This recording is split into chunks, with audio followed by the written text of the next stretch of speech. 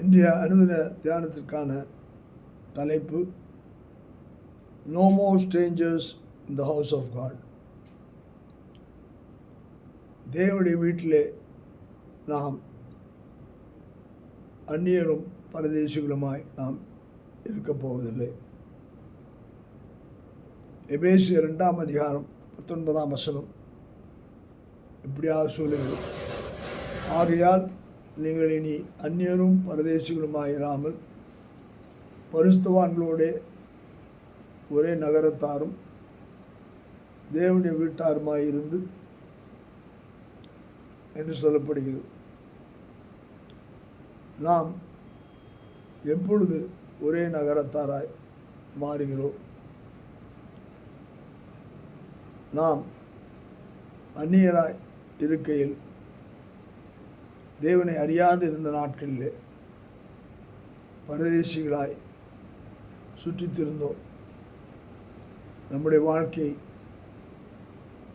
நாம் எங்கு போகிறோம் என்பதை குறித்து அறியாமல் நம்முடைய வாழ்க்கையிலே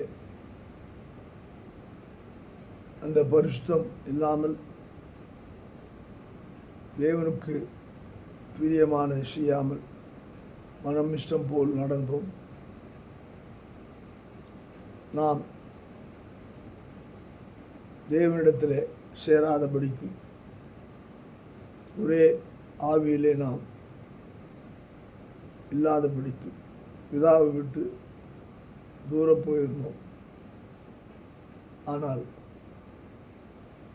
அந்நியராயிருந்த நம்மை பரிசுத்தவான்களோடு கூட சேர்க்கும்படியாக அந்த கல்வாரி அன்பின் நேசத்தினாலே நாம்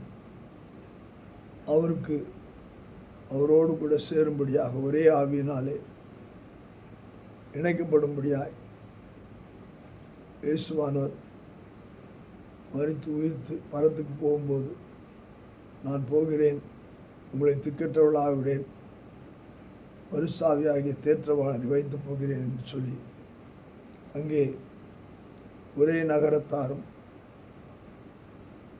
ஒரே தேவனுடைய வீட்டாருமாய் இருக்கத்தக்காக தேவன் நம்மை பரிசுத்தவான்களோடு கூட சேர்த்தார்.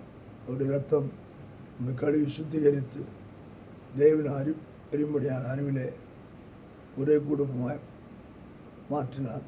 கர்த்தருக்கே மகிமை உண்டாகட்டும்.